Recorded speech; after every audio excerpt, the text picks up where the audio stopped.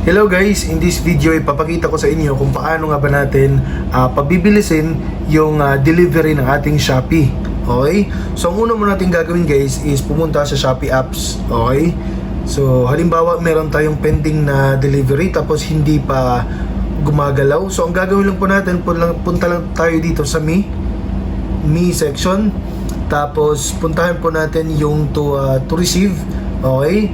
Sa bandang My Purchase. So pindutin natin tong to receive guys para makita po natin yung mga pending na mga orders natin. So halimbawa guys, ito. Okay. So halimbawa hindi siya gumagalaw Ayan. So ang gagawin lang po natin guys, halimbawa 2 days or 3 days hindi siya gumagalaw.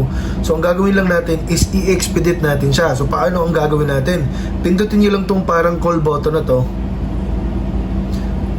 Tapos, hanapin nyo lang yung word na expedite, how to expedite the delivery of my order.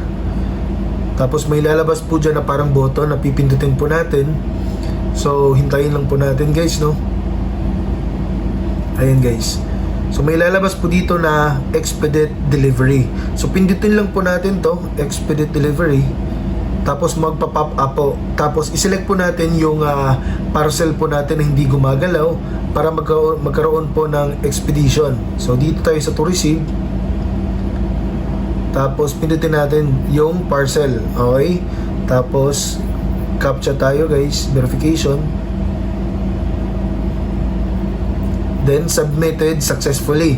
So thank you, the form was submitted successfully. So view inquiry progress, makita po natin dito guys. Ayan.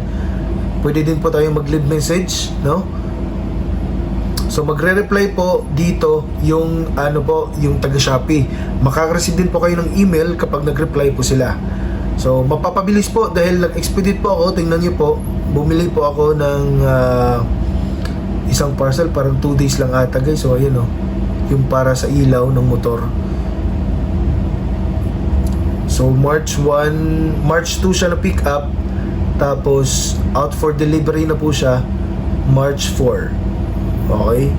So from Manila to Leyte. So I hope guys na nakatulong tong video na to. Please don't forget to hit the like, subscribe.